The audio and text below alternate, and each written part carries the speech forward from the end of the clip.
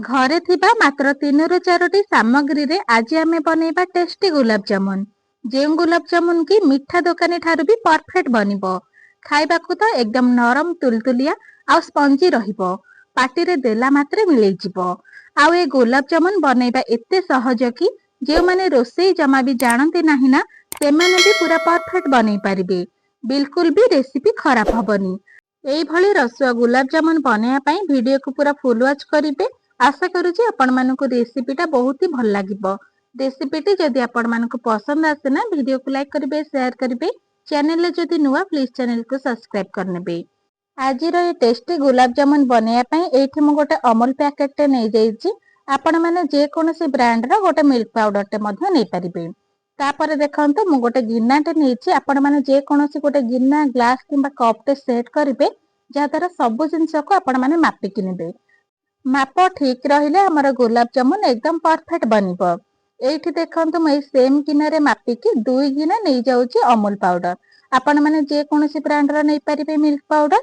एठी देखंतु मैं सेम गिनारे मापिकी 2 गिना दे दोउची अमूल पाउडर को।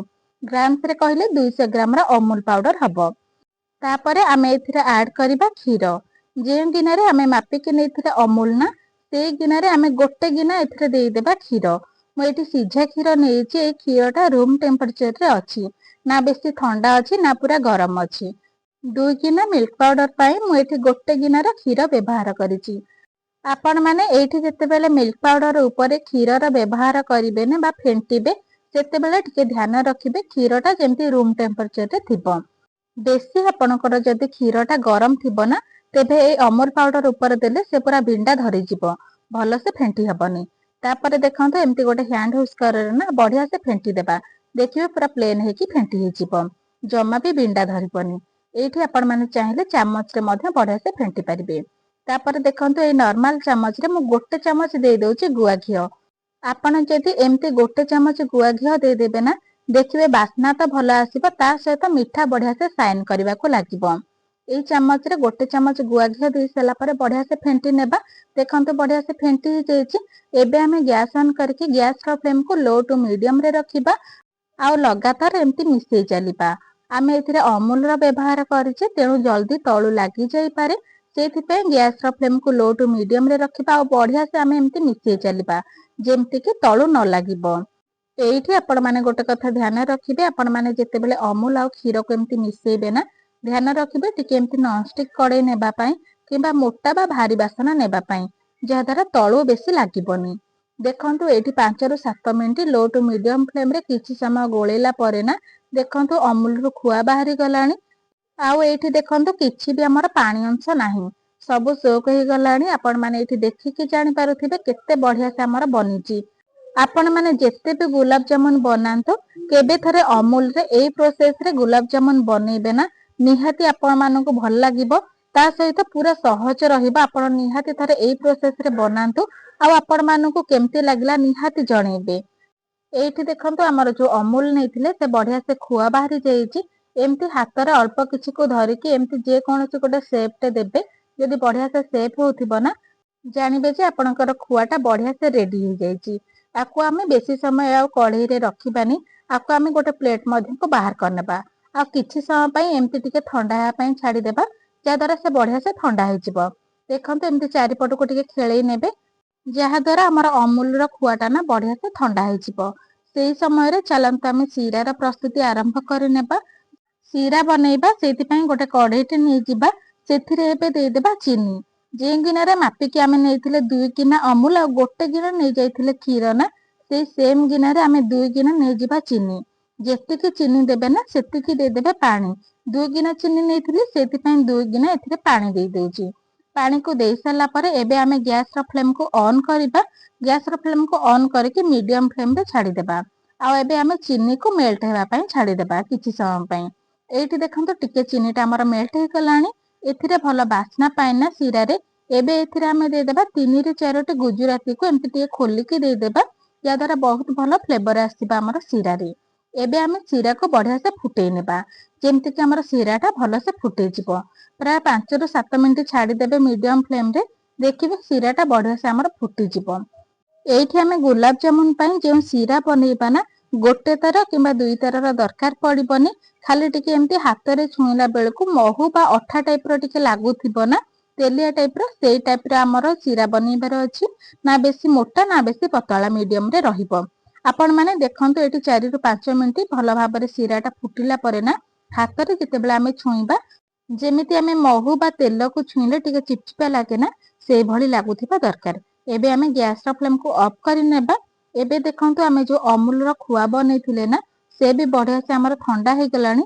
ତାକୁ ଆମେ ହାତରେ ବଢିଆ ସେ ଏମିତି ଚକଡି ନେବା, ଯାହା ଦ୍ୱାରା ସେ ବଢିଆ ସେ ଟିକେ ସ୍ମୁଥ ହେଇଯିବ, ପୁରା ଚିକଣ ହେଇକି ବନିବ। ଏଇଠି ଦେଖନ୍ତୁ ପ୍ରାୟ 4 ରୁ 5 ମିନିଟ ବଢିଆ ସେ ଏମିତି ମିଶେଇଲା ପରେ ନା, ସେ ବଢିଆ ସେ ଦେଖନ୍ତୁ ଆମର ପୁରା ଚିକଣ ହେଇଗଲାଣି। ଏବେ ଦେଖନ୍ତୁ ଆମେ ଯେହେତୁ ଅମୁଲରେ ଆକୁ ବନେଇଛେ ନା, ସେ ହାତକୁ ଟିକେ ଏମିତି ଚିପଚିପା ଲାଗିବ।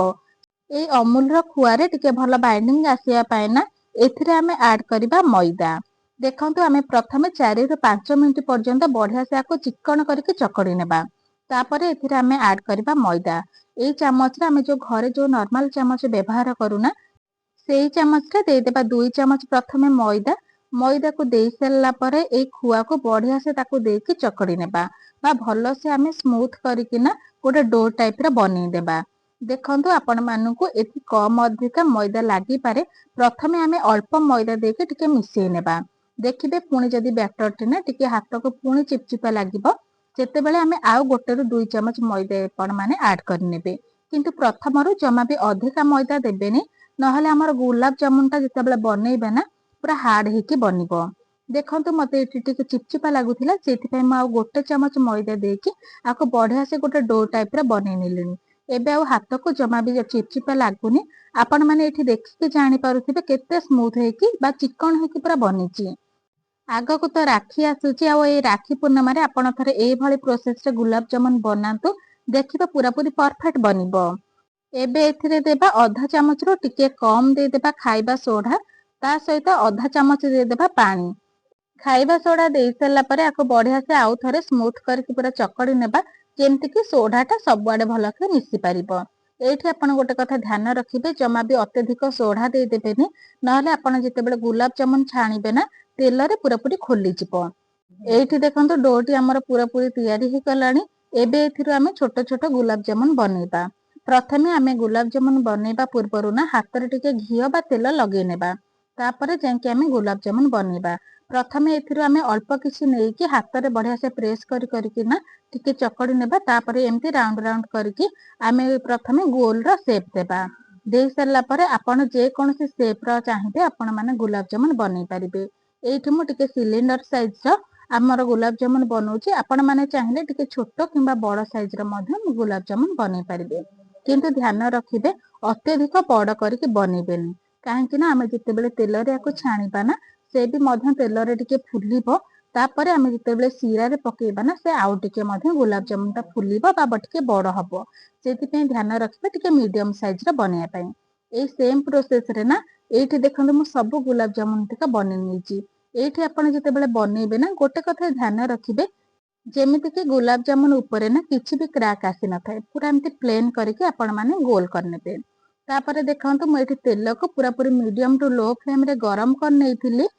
ତେଲ ଆମର ଏଠି ମିଡିୟମ ଟୁ ଲୋ ଫ୍ଲେମ ରେ ଗରମ ହେଇକି ଅଛି। ଏବେ ଆମେ ଏଇ ଗରମ ତେଲରେ ଗୁଲାବ ଜାମୁନ କୁ ଛାଣିବା। ଏଇଠି ଦେଖନ୍ତୁ ଗୁଲାବ ଜାମୁନ କୁ ପକେଇଲା ମାତ୍ରେ ଦେଖନ୍ତୁ ଏମିତି ଧୀରେ ଧୀରେ କରିକି ବବଲସ ଉପରକୁ ଆସୁଛି, ଏକାଥରକେ ଗୁଲାବ ଜାମୁନ ଉପରକୁ ଉଠି ଆସୁନି। ଧୀରେ ଧୀରେ କରିକି ଉଠିବ। ଦେଖିପାରୁଥିବେ ଆକୁ ଜମା ବି ହାତ ଲଗେଇବେନି ବା ଚାମଚ ଲଗେଇବେନି। ଏମିତି ଦେଖିବେ ମିଡିୟମ ଫ୍ଲେମ ରେ 1 ରୁ 2 ମିନିଟ ରହିଲା ପରେ ନା, ସେ ଦେଖିବେ ଧୀରେ ଧୀରେ ଉପରକୁ ଭାସି ଆସିବ। ଆପଣ ମାନେ ତ ଏଇଠି ଭିଡିଓ ଦେଖିକି ଜାଣିପାରୁଥିବେ, ସାଇଜ ରେ ଦେଖନ୍ତୁ ଟିକେ ଟିକେ ବଡ ହେଇ ଆସିଲାଣି।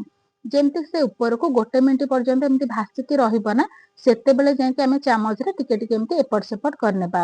ଆପଣ ମାନେ ଏଇଠି ଦେଖିକି ଜାଣିପାରୁଥିବେ ଗୁଲାବ ଜାମୁନ ର ସାଇଜ କେତେ ବଡ ବଡ ହେଇଯାଇଛି। ଏଇଠି ମଧ୍ୟ ଆପଣ ମାନେ ଦେଖନ୍ତୁ, ଜମା ବି ଗୁଲାବ ଜାମୁନ ଆମର ଫାଟୁନି, ପୁରା ପରଫେକ୍ଟ ଭାବରେ ଆପଣଙ୍କର ବନୁଛି। ଆପଣ ମାନେ ଯେତେବେଳେ ଗୁଲାବ ଜାମୁନ ବନେଇବେ ନା, ଟିକେ ମିଡିୟମ ଟୁ ଲୋ ଫ୍ଲେମ ରେ ବନେଇବେ, ଆଉ ଦୁଇ ପଟ ସାଇଡ ଦେଖନ୍ତୁ ପୁରା ସମାନ ଭାବରେ ବନେଇବେ। ଯେମିତି କି ଗୋଟେ ପଟ କଞ୍ଚା କିମ୍ବା ଗୋଟେ ପଟ ପୁରା ହାଇ ଫ୍ଲେମ ରେ ବନେଇବେନି। ଆପଣ ମାନେ ଏଠି ଦେଖିକି ଜାଣିପାରୁଥିବେ, ଏଇଭଳି ଭାବରେ ବନେଇ ନେବେ। ଏଇଠି ଦେଖନ୍ତୁ ଆମର ଗୁଲାବ ଜାମୁନ ଟା ବଢିଆ ସେ ଛାଣି ହେଇଗଲାଣି। ଏବେ ଆମେ ଯୋଉ ପୂର୍ବରୁ ଶିରାକୁ ପ୍ରସ୍ତୁତ କରିକି ରଖିଥିଲେ, ଏଇ ଗରମ ଗୁଲାବ ଜାମୁନକୁ ଆମେ ଏଇ ଶିରାରେ ଦେଇଦେବା। ଶିରାରେ ଦେଇ ସାରିଲା ପରେ ଟିକେ ବଢିଆ ସେ ଏମିତି ମିଶେଇ ନେବା ଯେମିତି କି ଶିରାଟା ବଢିଆ ସେ ସୋକ୍ କରିନବ। ଏଇ ସେମ୍ ପ୍ରୋସେସ ରେ ଆମେ ସବୁ ଗୁଲାବ ଜାମୁନ ଟିକ ଛାଣି ନେବା। ଆଉ ପ୍ରାୟ ଏମିତି ଶିରାରେ ପକେଇ ସାରିଲା ପରେ ନା 4 ରୁ 5 ଘଣ୍ଟା ପାଇଁ ଛାଡିଦେବା, ଯାହା ଦ୍ୱାରା ଶିରାଟା ବଢିଆ ସେ ସୋକ୍ କରିଯିବ ଆଉ ଆମର ଗୁଲାବ ଜାମୁନ ଟା ବଢିଆ ସେ ବନିବ। ଏଇଠି ଦେଖନ୍ତୁ 4 ରୁ 5 ଘଣ୍ଟା ପରେ ମୁଁ ଆପଣମାନଙ୍କୁ ଦେଖେଇ ଦଉଛି ଗୁଲାବ ଜାମୁନ ର ସାଇଜ ଦେଖନ୍ତୁ କେତେ ବଡ ହେଇ ଆସିଛି ଆଉ ଦେଖନ୍ତୁ ବଢିଆ ସେ ବନିଛି। ଆଉ ଆପଣ ମାନେ ଯେତେବେଳେ ଶିରାକୁ ବନେଇବେ ନା ଟିକେ ଅଧିକା କରିକି ବନେଇଥିବେ, ଯାହା ଦ୍ୱାରା ଗୁଲାବ ଜାମୁନ ଟା ତା ଭିତରେ ବୁଡିକି ରହିବ, ଯାହା ଦ୍ୱାରା ଗୁଲାବ ଜାମୁନ ଟା ପୁରା ଜୁସି ହେଇକି ବନିବ। ଏଇଠି ଆପଣ ମାନେ ଦେଖନ୍ତୁ କେତେ ବଢିଆ ଗୁଲାବ ଜାମୁନ ଆମର ବନିଛି। ଆପଣ ଥରେ ଏଇଭଳି ପ୍ରୋସେସ ରେ ନା ଗୁଲାବ ଜାମୁନ କୁ ବନାନ୍ତୁ ଆଉ ଆପଣ ମାନଙ୍କୁ କେମିତି ଲାଗିଲା ନିହାତି କମେଣ୍ଟ ମାଧ୍ୟମରେ ଜଣେଇବେ। ଆଶା କରୁଛି ଆପଣ ମାନଙ୍କୁ ଆଜିର ଏଇ ରେସିପି ନା ବହୁତ ହି ଭଲ ଲାଗିଥିବ। ଭିଡିଓଟି ଭଲ ଲାଗିଥିଲା ଭିଡିଓକୁ ଲାଇକ୍ କରିବେ, ସେୟାର କରିବେ। ଚ୍ୟାନେଲରେ ଯଦି ନୂଆ ପ୍ଲିଜ ଚ୍ୟାନେଲକୁ ସବସ୍କ୍ରାଇବ କରିନେବେ। ଫେସବୁକ୍ ପେଜରେ ଦେଖୁଥିଲେ ଫଲୋ ତ ନିହାତି କରିବେ। ଆପଣ ମାନେ ଏଇଭଳି ପ୍ରୋସେସ ରେ ନିହାତି ଥରେ ବନାନ୍ତୁ। ଆପଣ ମାନଙ୍କୁ କେମିତି ଲାଗିଲା ନିହାତି କମେଣ୍ଟ ମାଧ୍ୟମରେ ଜଣେଇବେ। ଆଗକୁ ତ ରାକ୍ଷୀ ଆସୁଛି, ଏଥର ରାକ୍ଷୀ ପୂର୍ଣ୍ଣମାରେ ଆପଣ ମାନେ ଥରେ ଏଇ ପ୍ରୋସେସ ରେ ଗୁଲାବ ଜାମୁନକୁ ବନେଇକି ଦେଖନ୍ତୁ, ଦେଖିବେ ପୁରାପୁରି ପରଫେକ୍ଟ ବନିବ। ଏଇଠି ମୁଁ ଆପଣ ମାନଙ୍କୁ ଗୁଲାବ ଜାମୁନକୁ ଦେଖେଇ ଦଉଛି କେତେ ଶିରାକୁ ସୋକ୍ କରିଛି, ପୁରା ଜୁସି ହେଇକି ଆମର ଗୁଲାବ ଜାମୁନ ବନିଛି। ଏଇଠି ଦେଖନ୍ତୁ ଆପଣ ଗୁଲାବ ଜାମୁନ କେତେ ବଢିଆ ବନିଛି, ସାଇଜ ରେ ପୁରାପୁରି ଡବଲ ହେଇଯାଇଛି। ଗୁଲାବ ଜାମୁନକୁ ଯେତେବେଳେ ତେଲରେ ଆପଣ ମାନେ ଛାଣିବେ ନା ଗୋଟେ କଥା ଧ୍ୟାନ ରଖିବେ, ତେଲ ଆପଣଙ୍କର ଲୋ ଟୁ ମିଡିୟମ ଫ୍ଲେମ ରେ ଗରମ ଥିବା ଦରକାର ଆଉ ପୁରା ଲୋ ଫ୍ଲେମ ରେ ଆପଣ ଗୁଲାବ ଜାମୁନକୁ ଛାଣିବେ, ଯାହା ଦ୍ୱାରା ଆପଣଙ୍କର ଗୁଲାବ ଜାମୁନ ନା ଭିତରୁ ଆଉ କଞ୍ଚା ରହିବନି, ବଢିଆ ସେ ଗୁଲାବ ଜାମୁନ ଆପଣଙ୍କର ବନିବ। ଏଇଠି ଦେଖନ୍ତୁ ମୁଁ ଗୁଲାବ ଜାମୁନକୁ ଆପଣ ମାନଙ୍କୁ କାଟିକି ଦେଖେଇ ଦଉଛି, ଦେଖନ୍ତୁ ଭିତର ଟା କେତେ ନରମ ବନିଛି, କେତେ ଜୁସି ହେଇକି ବନିଛି। ଆପଣ ମାନଙ୍କୁ ଆଜିର ଏଇ ରେସିପି କେମିତି ଲାଗିଲା ନିହାତି ତ କମେଣ୍ଟ ମାଧ୍ୟମରେ ଜଣେଇବେ। ଆଶା କରୁଛି ଆଜିର ଏଇ ରେସିପି ଆପଣ ମାନଙ୍କୁ ଭଲ ଲାଗିଥିବ। ରେସିପିଟି ଯଦି ଆପଣ ମାନଙ୍କୁ ଭଲ ଲାଗେ ନା ଭିଡିଓକୁ ଲାଇକ୍ କରିବେ, ସେୟାର କରିବେ। ଚ୍ୟାନେଲରେ ଯଦି ନୂଆ ପ୍ଲିଜ ଚ୍ୟାନେଲକୁ ସବସ୍କ୍ରାଇବ କରିନେବେ। ଫେସବୁକ୍ ପେଜରେ ଦେଖୁଥିଲେ ନିହାତି ଫଲୋ କରିବେ। ଆଗକୁ ଏମିତି ନୂଆ ନୂଆ ରେସିପି ଦେଖିବା ପାଇଁ ମୋ ଚ୍ୟାନେଲ ସାଇମମ୍ସ କିଚେନକୁ ସବସ୍କ୍ରାଇବ କରିନିଅନ୍ତୁ। ତେବେ ଆଜି ପାଇଁ ରହୁଛି ନମସ୍କାର, ଜୟ ଜଗନ୍ନାଥ।